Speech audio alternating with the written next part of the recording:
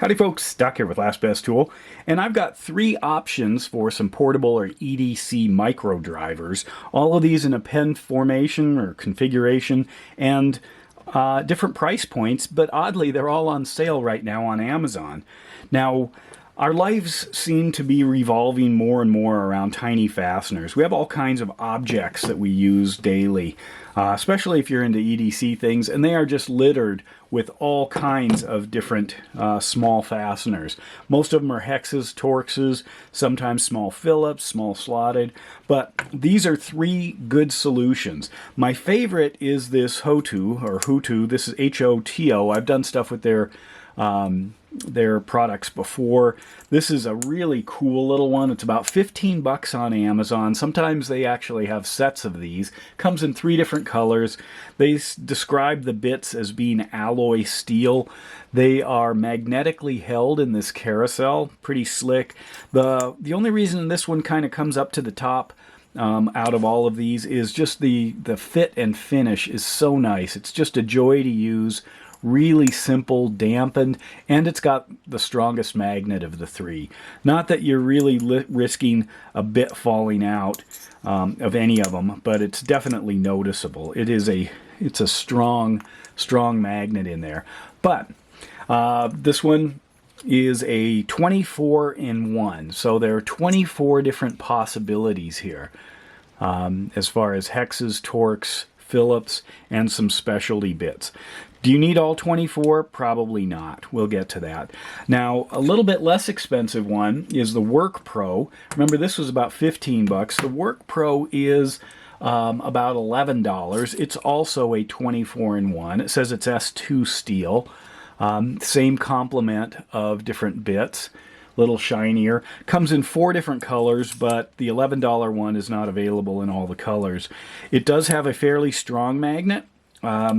You wouldn't even notice anything if I didn't have this one to show you what a really strong magnet is. But as you can see, it does hold it, but I can knock it loose without too much work.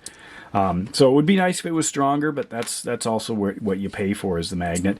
And the fit and finish, it's more, faster production, simpler design, a little clunkier. And you would not again notice unless you had, experience with the HOTO. So the WORKPRO, I can highly recommend it. It's a good solid unit. You can take these out, the bit carousels out, to make it lighter to use if that helps. But there isn't a little, cap or anything you can throw on there. That would be nice. I also thought if they had a magnet here, to help that stay. Magnet's actually inside the case down in there. But again, it's a good solid choice, especially if you're staging these in various places. I don't recommend leaving a bit in the device because it can fall out and get lost. The last one, I don't know how you pronounce this. What would you say? Strebito?